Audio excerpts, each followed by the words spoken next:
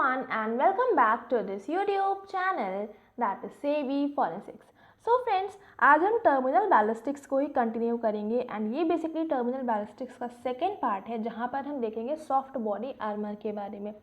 तो ये जो सॉफ्ट बॉडी आर्मर होते हैं ये क्या होते हैं, इनका टर्मिनल बैलिस्टिक्स या फिर कहें कि फोरेंसिक बैलिस्टिक्स में क्या यूज़ है, इनके बारे में पूरा हम डिटेल में समझेंगे अपने इस आज के वीडियो में। इसके अलावा इस वीडियो में आपको और बहुत सारे ऐसे पॉइंट्स मिलेंगे, ऐसे टर्म्स मिलेंगे जो आपके नेट के एग्जाम पॉइंट ऑफ व्यू से बहुत ही ज़्यादा इंपॉर्टेंट होने वाले हैं। तो इसके लिए वीडियो को लास्ट तक देखेंगे ताकि आपको हर एक पॉइंट के बारे में बहुत अच्छे से पता चल सके। ये वीडियो बेसिकली आपकी नेट के एग्जाम पॉइंट ऑफ व्यू से बहुत ही ज़्यादा इंपॉर्टेंट होने वाला है। ठीक है, तो चलिए स्टार्ट कर लेते हैं हम अपने आज के टॉपिक को एंड देख लेते हैं ये क्या होते हैं। अगर हम बात करें सॉफ्ट बॉडी आर्मर की, कई बार क्या होता है जब एविडेंसेस जाते हैं क्राइम सीन से उठकर एक लैब में एग्जामिनेशन के लिए, तो वहाँ पर कई बार आपको सॉफ्ट बॉडी आर्मर भी एग्जामिनेशन के लिए भेजा जाता है। तो ये जो सॉफ्ट बॉडी आर्मर होते हैं इनका भी एग्जामिनेशन एक फोरेंसिक एक्सपर्ट को करना होता है। तो अगर हम बात करें कि ये सॉफ्ट बॉडी आर्मर बेसिकली होते क्या हैं, तो यहाँ पर आपके सामने लिखा हुआ है, one of the task the forensic firearm examiner is often called upon to perform its testing and evaluation of bullet resistant vest and jackets generally called soft body armour. जो आपके बुलेट रेजिस्टेंट वेस्ट या फिर jackets होते हैं जो आपको एक bullet से बचाते हैं कि आप अगर कोई फायरिंग हो रही है तो उस टाइम पर बुलेट जो है आपके अंदर पेनिट्रेट ना करे, आपकी बॉडी को हार्म कॉज ना करे, तो उसके लिए जो आपके जो वेस्ट या फिर जैकेट्स का यूज़ किया जाता है, उन्हीं जैकेट्स या फिर वेस्ट को हम बोलते हैं सॉफ्ट बॉडी आर्मर। ठीक है, तो सॉफ्ट बॉडी आर्मर की हेल्प से हमें काफ़ी सारे इंपॉर्टेंट इन्फॉर्मेशन भी मिल सकती है, जैसे कि हमको ये पता चल सकता है कि किस एंगल से फायरिंग करी गई थी। उसके अलावा हमको डिस्टेंस का पता चल सकता है कि कितने डिस्टेंस से फायरिंग करी गई है, किस वेपन से फायरिंग करी गई है, या फिर आपकी जो बुलेट थी उस बुलेट का मटेरियल क्या था। तो इस तरह से काफ़ी सारी चीज़ों का हमको पता चल सकता है। तो इसके लिए सॉफ्ट बॉडी आर्मर की एनालिसिस बहुत ही ज़्यादा इंपॉर्टेंट होती है एंड टर्मिनल बैलिस्टिक्स में इसका बहुत ही इंपॉर्टेंट रोल होता है। ठीक है, तो अगर हम बात करें सॉफ्ट बॉडी आर्मर किस किस टाइप के होते हैं, तो बेसिकली ये अलग अलग टाइप के होते हैं, डिपेंड करता है किस मटेरियल से इनको बनाया जा रहा है। तो अगर हम स्टार्टिंग की बात करें तो सबसे पहले जब वर्ल्ड वॉर सेकेंड का टाइम था तो उस टाइम पर ये नायलॉन के कुछ आपके वेस्ट या फिर जैकेट्स बनाए जाते थे बुलेट रेजिस्टेंट, तो उनका यूज़ किया जाता था, लेकिन ये उतने ज़्यादा रिलायबल नहीं थे। तो जो आपके नायलॉन से जैकेट्स बनाए जाते थे उनको इन्होंने स्टार्टिंग में कहा था बैलिस्टिक नायलॉन। ठीक है, तो ये क्या होते हैं इनको एक बार समझ लेते हैं, फिर हम आगे समझते हैं कि और कौन कौन से टाइप के आपके ये जैकेट्स होते हैं। ठीक है, तो ये आपका जो बैलिस्टिक नायलॉन होता है ये एक तरह का कोपॉलीमर होता है पॉलीएमाइड का। जो एक पॉलीएमाइड एक केमिकल सब्सटेंस होता है उसका ये कोपॉलीमर होता है एंड इनको जनरली फ्लैग जैकेट्स बनाने के लिए यूज़ किया जाता है। एंड ये जो फ्लैग जैकेट्स हैं जनरली आपके वर्ल्ड वॉर सेकेंड के टाइम पर इनको बनाया गया था बेसिकली नायलॉन का यूज़ करते हुए।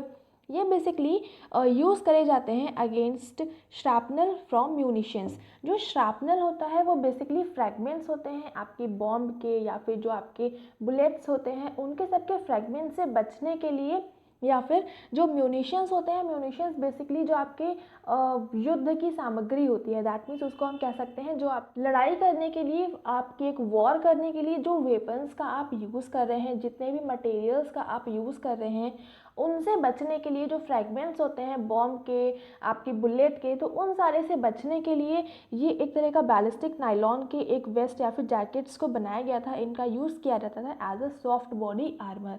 ठीक है, this was however of little use against bullets other than low velocity soft lead projectiles. ये जो आपकी जो सॉफ्ट बॉडी आर्मर ये नायलॉन का यूज़ करते हुए बनाए गए थे, ये बेसिकली उतना ज़्यादा रिलायबल नहीं थे, क्योंकि ये आपकी अगर छोटी मोटी वेलोसिटी का थोड़ा बहुत सा अगर कोई आता था तो उससे तो बचा लेते थे, लेकिन अगर हम बात करें कोई हाई वेलोसिटी का प्रोजेक्टाइल आ रहा है, काफ़ी ज़्यादा स्पीड से आ रहा है, तो उस केस में क्या होता था ये उतना रिलायबल नहीं थे। तो इस वजह से इनका यूज़ स्टार्टिंग में थोड़ा बहुत किया गया था, फिर इसका उतना ज़्यादा यूज़ नहीं हुआ था।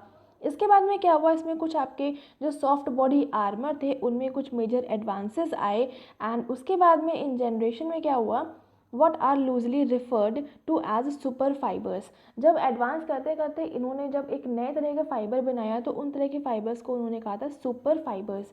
ये जो आपका बेस्ट नोन है इस तरह का जो सुपर फाइबर टाइप का जो आपका बेस्ट नोन आपका जो सॉफ्ट बॉडी आर्मर है वो था आपका पैरा एरामिड फाइबर।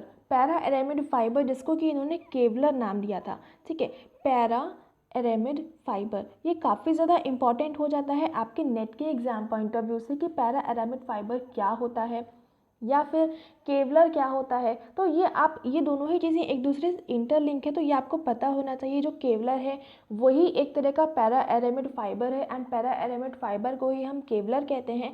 एंड ये दोनों ही एक ही चीज़ें हैं, एंड ये बेसिकली एक तरह का सॉफ्ट बॉडी आर्मर है जिसका यूज़ किया जाता है बुलेट रेजिस्टेंट वेस्ट या फिर जैकेट्स को बनाने के लिए, ठीक है। सो ये दोनों ही बहुत ही इंपॉर्टेंट पॉइंट्स हैं, ये दोनों ही बहुत ही इंपॉर्टेंट बेसिकली नाम कह सकते हैं जो आपके नेट के एग्जाम पॉइंट ऑफ व्यू से बहुत ज़्यादा इंपॉर्टेंट है, तो इनको बहुत अच्छे से याद कर लीजिएगा, ठीक है।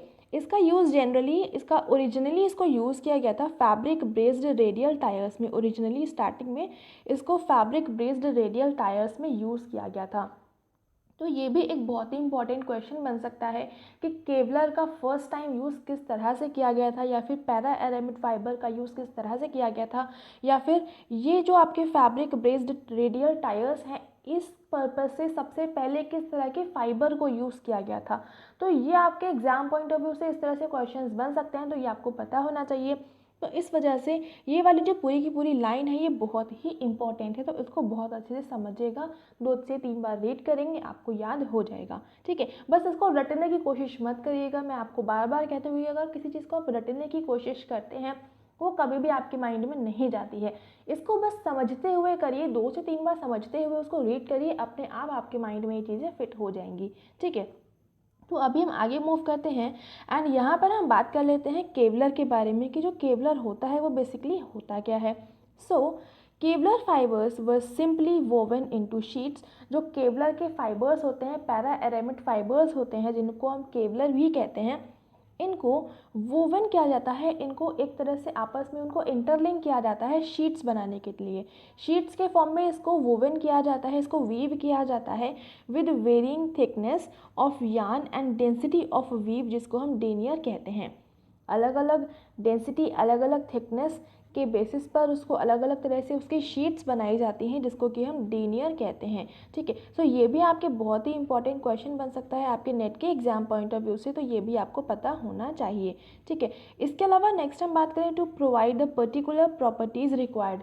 ये जो है आपका अलग अलग थिकनेस अलग अलग डेंसिटी के जो शीट्स बनाई जाती हैं बेसिकली पर्टिकुलर थिकनेस को एक्वायर करने के लिए जितनी थिकनेस की रिक्वायरमेंट होती है, ये सारे जो आपके वेरिएबल्स होते हैं वेरिंग थिकनेस एंड डेंसिटी का यूज़ किया जाता है, ठीक है। Then the sheets were then assembled into ballistics panel. ये जो शीट्स होती हैं फिर उनको आपस में एक दूसरे से करके असेंबल किया जाता है, एक के ऊपर एक रख के। मान लीजिए ये आपकी एक शीट है, फिर ये दूसरी शीट तीसरी शीट, इस तरह से एक पूरी सारी की सारी शीट्स को असेंबल किया जाता है। इसको हम बोलते हैं बैलिस्टिक्स पैनल, ठीक है। ये जो बैलिस्टिक्स पैनल है ये भी बहुत ही इंपॉर्टेंट टर्म है, तो इसको भी आपको पता होना चाहिए, यहाँ से भी क्वेश्चन आपके एग्जाम में बन सकता है, ठीक है।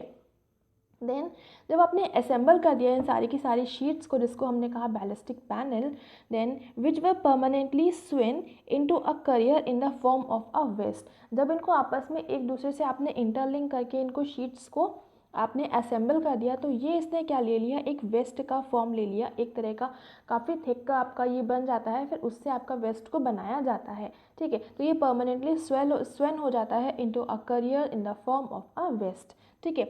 It is undeniable that Kevlar does produce a very effective, lightweight and flexible jacket which can be tailored to stop virtually any handgun missile.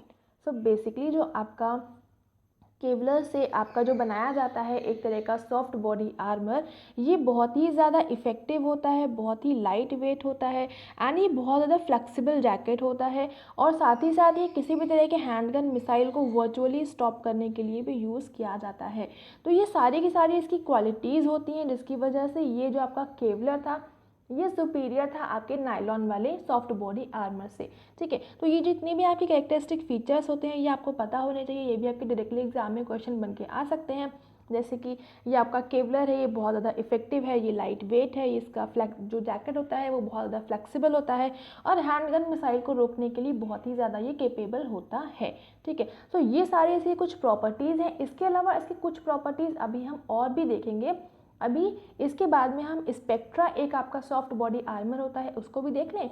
फिर दोनों का जब हम डिफ्रेंशिएट करेंगे तो वहाँ से आपको सारी की सारी प्रॉपर्टीज़ और भी वहाँ से पता चल जाएंगी। ठीक है, तो अभी हम आगे मूव करते हैं एंड यहाँ पर देख लेते हैं स्पेक्ट्रा के बारे में।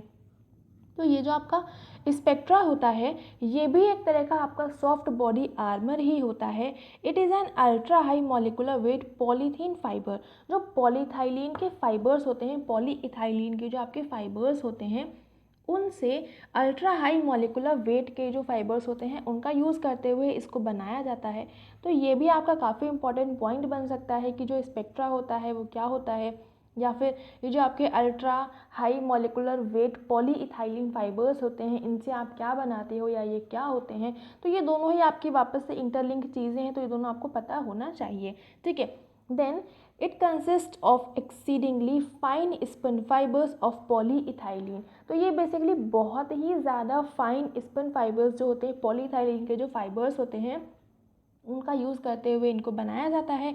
एंड ये जो फाइबर्स होते हैं बहुत ही ज़्यादा अल्ट्रा हाई मॉलिकुलर वेट की पॉलीइथाइलिन के फाइबर्स होते हैं। ठीक है, then these are laid in dense mats at 90 degree to each other, then covered top and bottom with a thin sheet of polyethylene. तो यहाँ पर क्या किया जाता है, ये जो आपकी पॉलीइथाइलिन के जो स्पन फाइबर्स होते हैं इन फाइबर्स को एक दूसरे के ऊपर बहुत ही डेंस मैट में 90 डिग्री से, आप जैसे कि मान लीजिए ये आपका 90 डिग्री का इस तरह से एंगल बनता है, तो इसी तरह से आप अलग अलग मतलब मान लीजिए एक आपने फाइबर्स इस तरह से रखे, कुछ फाइबर्स इस तरह से रखे, कुछ फाइबर्स इस तरह से, तो जितने भी फाइबर्स आप एक दूसरे के ऊपर रखते हैं वो सारे के सारे एक दूसरे से 90 डिग्री का एंगल बनाते हुए उनको रखे जाते हैं एंड उनसे काफ़ी ज़्यादा डेंस मैट के फॉर्म में उनको रखा जाता है एंड उनके बीच में 90 डिग्री का एंगल बनता है। तो ये काफ़ी ज़्यादा इंपॉर्टेंट पॉइंट बन जाता है कि 90 डिग्री का एंगल बनता है एंड फिर इनको कवर कर दिया जाता है ऊपर से भी एंड नीचे से, मतलब टॉप साइड से भी एंड बॉटम साइड से भी। जो पॉलीथाइलिन की जो बहुत ही थिन शीट्स होती हैं उनसे इनको कवर कर दिया जाता है। उसके बाद में इसको हीट किया जाता है, हीट से ट्रीट किया जाता है to semi melt the fibres, ताकि जो फाइबर्स हैं वो हल्के हल्के से मेल्ट हो जाएं and with plastic resin to form a sheet, जिससे कि वो एक शीट का फॉर्म ले लें। जब आपने सारे के सारे जो फाइबर्स हैं उनको डेंस मैट के फॉर्म में एक दूसरे से 90 डिग्री का एंगल बनाते हुए रखा, उसके बाद में अपने ऊपर से एंड नीचे से दोनों साइड से आपने थिन शीट लगा दी पॉलीइथाइलिन की। उसके बाद में आपने उसको हल्का सा हीट किया ताकि जो फाइबर्स थे वो मेल्ट होके एक प्लास्टिक रेजिन का फॉर्म लेके एक तरह का शीट में वो कन्वर्ट हो जाते हैं। तो इस तरह से आपके क्या रहता है, with thousands of bounded fibres which must be pulled from the matrix to allow the passage of a bullet. तो इस तरह से क्या होता है, आपकी काफ़ी सारी फाइबर्स का यूज़ करते हुए आपके सामने एक शीट तैयार हो जाती है एंड उस शीट से आपको काफ़ी सारी शीट्स का यूज़ करते हुए वही वापस से वेस्ट बनाना होता है, एक जैकेट बनाना होता है जो कि बुलेट रेजिस्टेंट जैकेट होता है।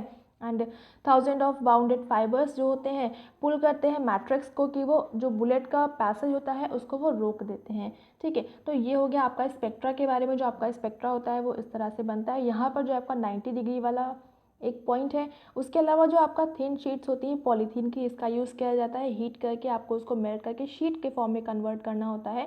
तो ये सारे कुछ इंपॉर्टेंट पॉइंट्स हैं। उसके अलावा ये स्पिन फाइबर्स का यूज़ किया जाता है, बहुत ही फाइन स्पिन फाइबर्स होते हैं।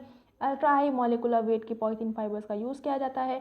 तो ये सारे के सारे कुछ इंपॉर्टेंट पॉइंट्स हैं, तो इनको पढ़ लीजिएगा, ये आपके एग्जाम पॉइंट ऑफ व्यू से इंपॉर्टेंट हो सकते हैं।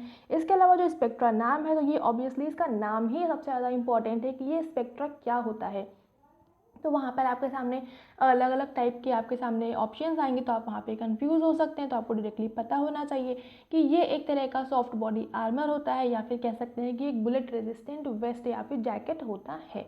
ठीक है, तो यहाँ पर इतने तरह के हमने सॉफ्ट बॉडी आर्मर के बारे में पढ़ लिया एंड अभी हम आगे मूव करते हैं एंड यहाँ पर देख लेते हैं जो आपका स्पेक्ट्रा एंड केवलर होता है, इन दोनों में बेसिकली डिफरेंस क्या होता है। ठीक है, सो अगर हम बात करें स्पेक्ट्रा की, तो जो स्पेक्ट्रा होता है उसमें यूवी लाइट का किसी भी तरह का कोई भी इफेक्ट नहीं पड़ता है, not affected by UV light. और जो आपका केवलर होता है वो उतना ज़्यादा स्टेबल नहीं होता है, यूवी लाइट की प्रेजेंस में इसमें चेंजेस आ सकते हैं, तो इस वजह से केवलर जो होता है यूवी लाइट की प्रेजेंस में उतना ज़्यादा स्टेबल नहीं होता है।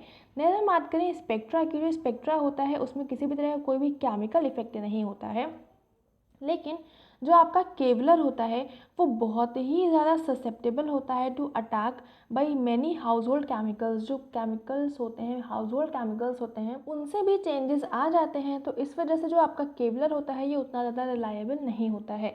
देन हम बात करें तो ये आपका जो स्पेक्ट्रा होता है ये बहुत ज़्यादा एफिशिएंट होता है इन कंपैरिजन टू केवलर, लेकिन जो आपका केवलर होता है वो लेस एफिशिएंट होता है स्पेक्ट्रा से, but more efficient than nylon. ठीक है, केवलर आपका स्पेक्ट्रा से less efficient but more efficient than nylon. तो अगर हम यहाँ पर एफिशिएंसी की बात करें तो एफिशिएंसी सबसे ज़्यादा आपकी स्पेक्ट्रा की होती है, उसके बाद में केवलर की होती है, उसके बाद में आपकी नाइलॉन की होती है। ठीक है, तो ये पूरा का पूरा सीक्वेंस होता है, ये सीक्वेंस आपको पता होना चाहिए कि सबसे ज़्यादा एफिशिएंसी आपकी स्पेक्ट्रा की होगी, देन केवलर की होगी एंड लास्ट में आपकी नाइलॉन की होगी। ठीक है, इसके अलावा जो आपका स्पेक्ट्रा है उस पर वाटर का किसी तरह का कोई भी इफेक्ट नहीं पड़ता है। आप अगर उसमें वाटर भी डालोगे तो उसमें कोई भी चेंजेस नहीं आएंगे, लेकिन जो केवलर होता है उसको अगर आप वेट कर देते हो किसी भी वजह से, अगर वो गीला हो जाता है, वो वेट हो जाता है, तो वो आपकी बुलेट को स्टॉप करने की जो उसकी एबिलिटी होती है वो लूज़ हो जाती है। ठीक है, तो अगर आपका जो केवलर वाले जैकेट्स होते हैं अगर उसको आप वेट कर देते हो तो आपका बुलेट को स्टॉप करने की कैपेबिलिटी उसकी पूरी तरह से ख़त्म हो जाती है। ठीक है, तो इन सारे बेसिस पर आप कह सकते हो जो आपका स्पेक्ट्रा होता है वो सबसे ज़्यादा आपका रिलायबल होता है, उसके बाद में आपका केवलर होता है एंड सबसे लास्ट में आपका जो नायलॉन होता है वो होता है। तो अगर हम प्रॉपर्टीज़ की बात करें तो प्रॉपर्टीज़ में सबसे ज़्यादा रिलायबल आपका स्पेक्ट्रा है, देन आपका केवलर है एंड सबसे लास्ट में आपका नायलॉन है। तो इसके लिए जो सबसे ज़्यादा रिलायबल होता है वो आपका स्पेक्ट्रा वाला सबसे ज़्यादा रिलायबल होता है। ठीक है, इसके अलावा यहाँ पर कुछ और आपकी प्रॉपर्टीज़ लिखी हुई हैं स्पेक्ट्रा की। तो जो आपका स्पेक्ट्रा होता है वो कंसिडरेबली लाइटर होता है दैन केवलर। तो ऑब्वियसली जो आपका स्पेक्ट्रा है वो लाइटर है, तो इन कंपैरिजन टू केवलर, तो केवलर जो हुआ वो आपका वेट, आपका उसका वेट ज़्यादा हुआ इन कंपैरिजन टू स्पेक्ट्रा, लेकिन जो आपका केवलर है वो आपका नायलॉन से लाइट वेट होता है। ठीक है, तो वही आपका यही वाला सीक्वेंस चलेगा, सबसे ज़्यादा स्पेक्ट्रा का वेट होगा, कम वेट होगा, देन आपका केवलर का उससे थोड़ा सा ज़्यादा होगा एंड नायलॉन का सबसे ज़्यादा वेट होगा। ठीक है, देन अगर हम बात करें मेल्टिंग पॉइंट की, तो जो आपका स्पेक्ट्रा होता है स्पेक्ट्रा में बहुत ही ज़्यादा लोअर मेल्टिंग पॉइंट होता है इन कंपैरिजन टू केवलर। अगर हम केवलर से कंपेयर करें तो जो स्पेक्ट्रा का मेल्टिंग पॉइंट होता है वो बहुत ही ज़्यादा कम होता है। ठीक है, तो यहाँ पर मैंने आपको दोनों के दोनों में डिफरेंस बता दिया है कि आप किस तरह से इनको डिफ्रेंशिएट कर सकते हो, क्या इनमें बेसिक डिफरेंस होते हैं एंड बेसिकली ये आपकी दोनों की ही एक तरह से प्रॉपर्टीज़ भी होती हैं जो आपके नेट के एग्जाम पॉइंट ऑफ व्यू से बहुत ही इंपॉर्टेंट है। ठीक है, तो ये केवलर और जो स्पेक्ट्रा है दोनों ही बहुत इंपॉर्टेंट हो जाते हैं, तो इस वजह से आपको इनके बारे में हर एक पॉइंट पता होना चाहिए।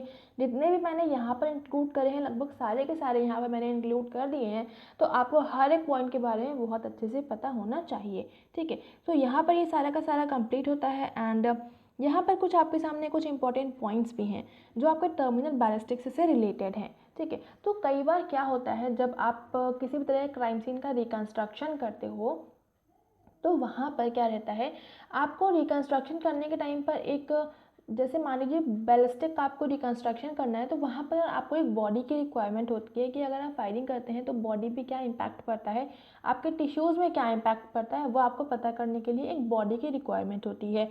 तो उसके लिए आप ऐसा तो कर नहीं सकते किसी भी लिविंग बॉडी का आप यूज़ कर लोगे।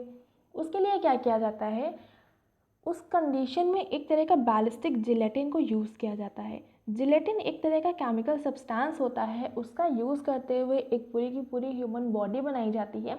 बेसिकली जिलेटिन का यूज़ इसलिए करते हैं क्योंकि उसकी जो कंसिस्टेंसी होती है वो आपके टिश्यूज़ के जैसे ही होती है। जब आप उसको बनाते हो उससे जिलेटिन का यूज़ करते हुए तो वो बिल्कुल आपके टिश्यूज़ के जैसे ही रिएक्ट करता है। ठीक है, तो इस वजह से जिलेटिन का यूज़ किया जाता है एंड इसको पूरा का पूरा नाम दिया जाता है बैलिस्टिक जिलेटिन।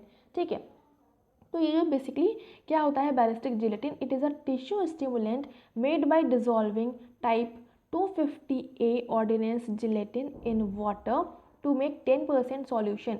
10% का ही सॉल्यूशन बनाना होता है, इससे ना तो ज़्यादा होना चाहिए ना तो इससे कम होना चाहिए। जो आपका टाइप 250A ऑर्डिनेंस जिलेटिन होता है, इसको वाटर में डिज़ोल्व करके आपको बनाना होता है। टिश्यू सिमुलेंट एक तरह का पूरी की पूरी बॉडी को बनाना होता है, तो उसके लिए आपको 10% का सॉल्यूशन ही यूज़ करना चाहिए। इससे ज़्यादा या कम होगा तो वो बिल्कुल भी आपका जो टिश्यूज़ होते हैं उनके जैसे रिएक्ट नहीं करेगा एंड जो भी आप बनाएंगे तो वो बिल्कुल वेस्ट हो जाएगा। ठीक है, तो इस वजह से जो 10% का सॉल्यूशन है ये बहुत इंपॉर्टेंट पॉइंट है, तो ये आपको पता होना चाहिए। आपके नेट के एग्जाम पॉइंट ऑफ व्यू से क्वेश्चन यहाँ आपसे बन सकता है। ठीक है, इसके अलावा ये जो आपका नाम है टाइप 250A ऑर्डिनेंस जिलेटिन, तो ये भी काफ़ी ज़्यादा इंपॉर्टेंट है। नेक्स्ट, इसको किस चीज़ में डिज़ोल्व करते हैं ये भी एक इम्पॉर्टेंट पॉइंट है, तो ये भी आपको पता होना चाहिए कि इसको वाटर में डिज़ोल्व किया जाता है। ठीक है, तो ये हो गया आपका। नेक्स्ट हम बात कर लेते हैं बैलिस्टिक इंसर्ट की। तो ये क्या होता है, this name generally given to rigid plates which are placed in front of the ballistic resistant vest can be made of ceramic, hardened steel, aluminium और टाइटेनियम। सो जो आपके जो बैलिस्टिक रेजिस्टेंट वेस्ट होते हैं या जैकेट्स होते हैं, उनके सामने उनके फ्रंट में कुछ आपकी रिजिड प्लेट्स का यूज़ किया जाता है। वो जो आपकी रिजिड प्लेट्स होती हैं वो आपकी हो सकती हैं सिरेमिक की, हो सकती हैं हार्ड स्टील की, हो सकती हैं एल्यूमिनियम या फिर टाइटेनियम की हो सकती हैं। तो ये सारे के सारे मटेरियल्स होते हैं जिनकी ये प्लेट्स हो सकती हैं एंड इन्हीं प्लेट्स को हम कहते हैं बैलिस्टिक इंसर्ट। ठीक है, तो ये भी बहुत ही इंपॉर्टेंट पॉइंट है, ये भी आपको पता होना चाहिए। नेक्स्ट हम बात करें सिरेमिक प्लेट्स की, जैसे कि यहाँ पर सिरेमिक का यूज़ हुआ है। वो जो आपकी प्लेट्स यूज़ होती हैं बैलिस्टिक इंसर्टिंग, वो सिरेमिक की भी हो सकती हैं।